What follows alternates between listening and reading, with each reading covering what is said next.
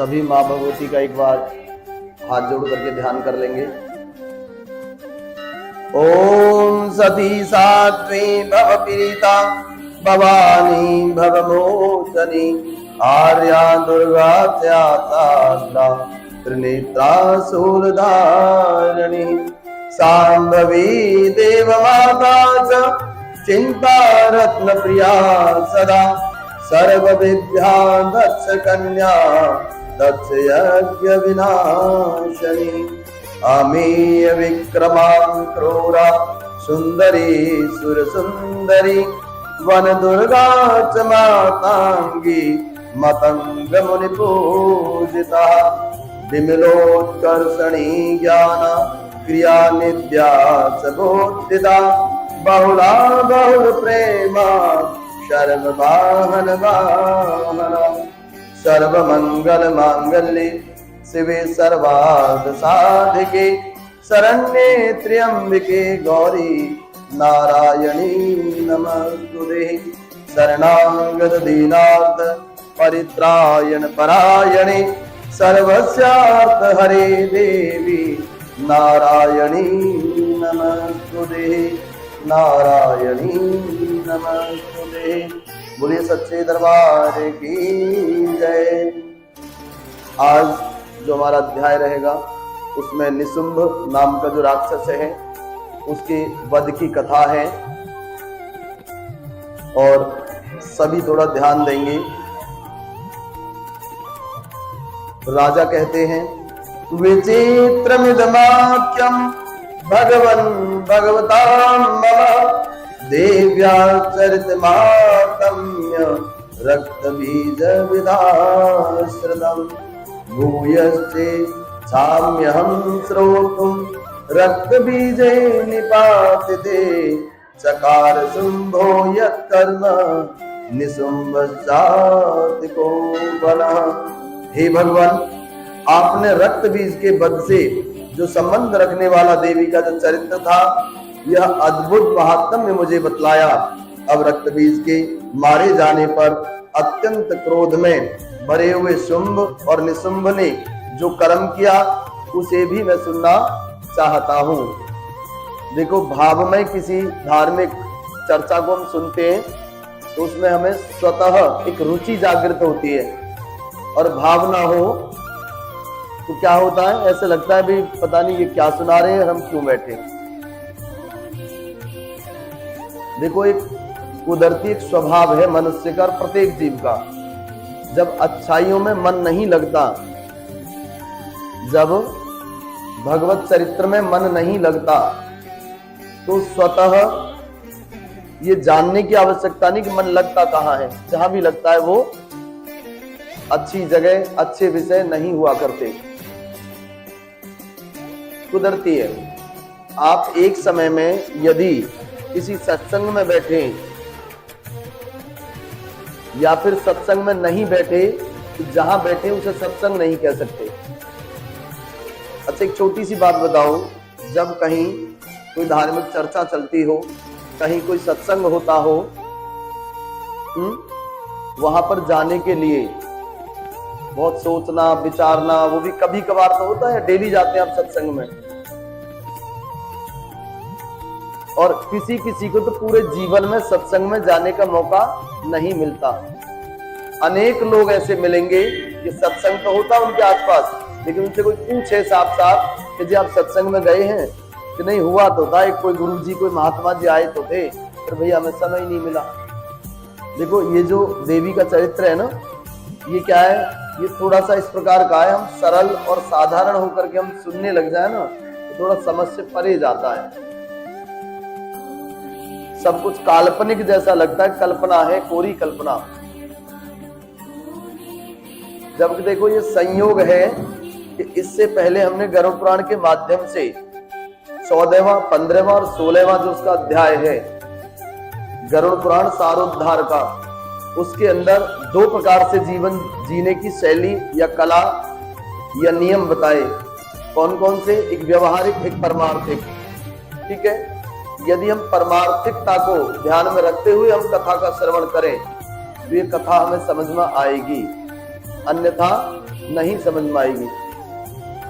हमें क्या अच्छा लगता है पता है? जागरण हो रहा हो और मां काली नाच करते हुए आए, डीजे बज रहा हो, ठुमके लग रहे हों।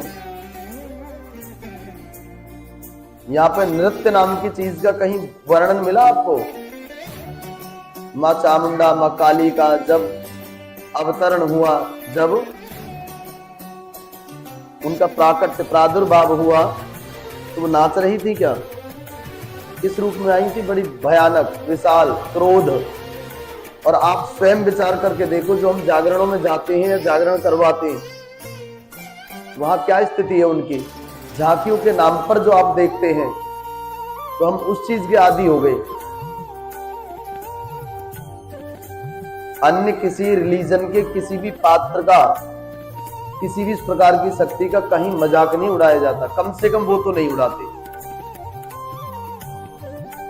आज बड़े बड़े जो फंक्शन है ना, पार्टी इत्यादि, विवाह शादी के, वहां पे शिव और पार्वती को खड़ा कर देते हैं जो ऊपर टावर मचान बना बना करके, और कुछ भी नहीं मिला तो दूध पिलाने वाले राधा कृष्ण बना दिया जी, नाच रहे जी। देखे ना, सभी ने देखे तो नहीं? वहां कभी आपने देखा है जो ठाकुर जी के भक्त अपने आप को जो मानते हैं, जो कान्हा को बगल में लिए डोलते हैं, वहां किसी को उन सबका विरोध करते हुए आपने देखा है? इसलिए मैं कहता हूं स्पष्ट ये बंद कर दें तो बहुत अच्छा है। दिखावा कभी काम नहीं आता, काम सत्य ही आता है। जहां वास्तविकता है, काम वही आएगी आपके।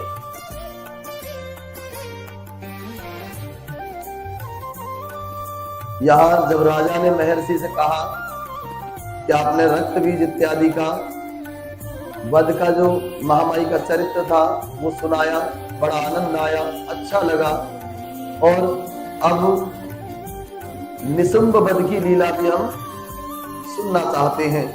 तो महर्षि कहने लगे, चकार को मधुरम रक्त बीज निपातिते शुंभासुरो निशुंभश्च अपेस्वन्ये कुचाहवे अन्यमानं महासैन्यं विलोक्यामर्षमोद्यहन् अभ्यद्धावन् शुंभोक्त मुख्यया सुरसेनया। हे राजन, युद्ध में रक्तबीज तथा अन्य दैत्यों के मारे जाने पर शुंभ और निशुंभ के क्रोध की सीमा नहीं रही। अपनी विशाल सेना इस प्रकार मारी जाती देख करके निशुंभ अमरस में भर करके देवी की ओर दौड़ा, और उसके साथ असुरों की प्रधान सेना थी, उसके आगे पीछे तथा पार्श्व भाग में बड़े बड़े असुर थे जो क्रोध से होश चबाते हुए देवी को मार डालने के लिए आए। महापराक्रमी शुंभ वहां पर अपनी सेना के साथ मात्र गणों से युद्ध करके क्रोधवश चंडिका को मारने के लिए आ पहुंचा। अब देवी के साथ शुंभ और निशुंभ घोर संग्राम छिड़ गया। वे दोनों दैत्य मेघों की भांति बाणों की भयंकर वृष्टि कर रहे थे। उन दोनों के चलाए हुए बाणों को चंडिका ने अपने बाणों के समूहों से तुरंत काट डाला और शस्त्र समूहों की वर्षा करके उन दोनों दैत्यपतियों के अंगों में भी चोट पहुंचा दी। और निशुंभो निषदा खड्गम चर्म चादाय सुप्रभम आकड्यन्न मूर्ध सिंहम दिव्या वाहनमोत्तमम आदिते वाहने देवी पुरप्रेणासिमोत्तमम निशुंभस्यासुचिच्छेद चर्म चाप्याच चंद्रकम। अपने वाहन को चोट पहुंचाने पर देवी ने पुरप्र नामक बाण से निशुंभ की श्रेष्ठ तलवार तुरंत काट दी और उसके टुकड़े टुकड़े कर दिए। और ततः स्पर्श हस्तम तमायंत दैत्य पुंगवम आहत्य देवी बाणे वीरपात्यल्ल भूतले।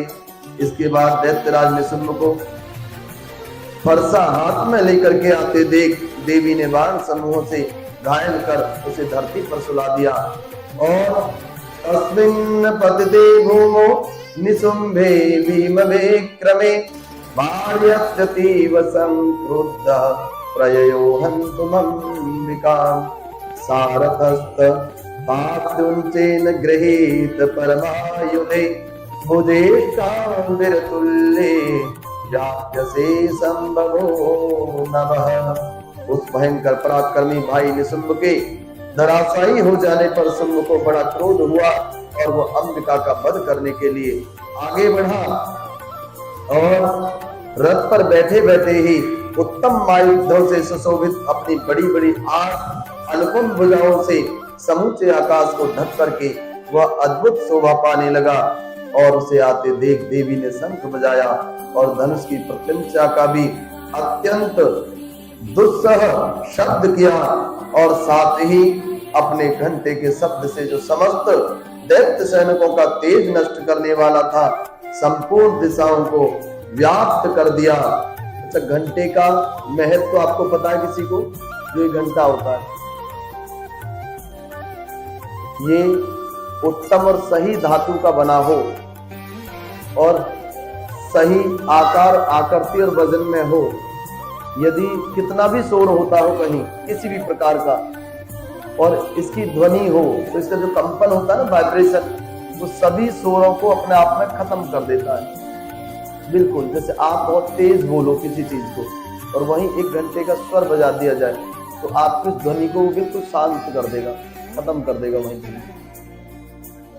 इसकी ध्वनि तरंग और जो हमारी ध्वनि तरंग है तो ये उसको काट के वहां में विराम कर देता, आगे बढ़ने नहीं देता उनको। और एक और होता है, एक कांसे का बर्तन होता है, प्योर कांसा, फूल का जैसा बोलते हैं, बेला टाइप का ऊंचा, जो लकड़ी से हल्का सा मूव करो, टच करके मूव करो, वो भी सही तरीके का बना हुआ हो तो उसमें से जो ध्वनि निकलती है ओम नाम की, गुंजन होता है उसमें, वो भी बड़ा सुंदर होता है। यदि किसी को ध्यान लगाना हो, सिर दर्द वगैरह की किसी को शिकायत हो और उसके साथ वो अपनी वाइब्रेशन जोड़ दे तो हफ्ते 10 दिन के अंदर अंदर माइग्रेन वगैरह जो इस तरह की चीजें होती है ना, आधा सीसी वगैरह और इधर उधर के किसी कारण दर्द जो होता है उससे लाभ होता है, लेकिन यहाँ मिलता नहीं वो आसान।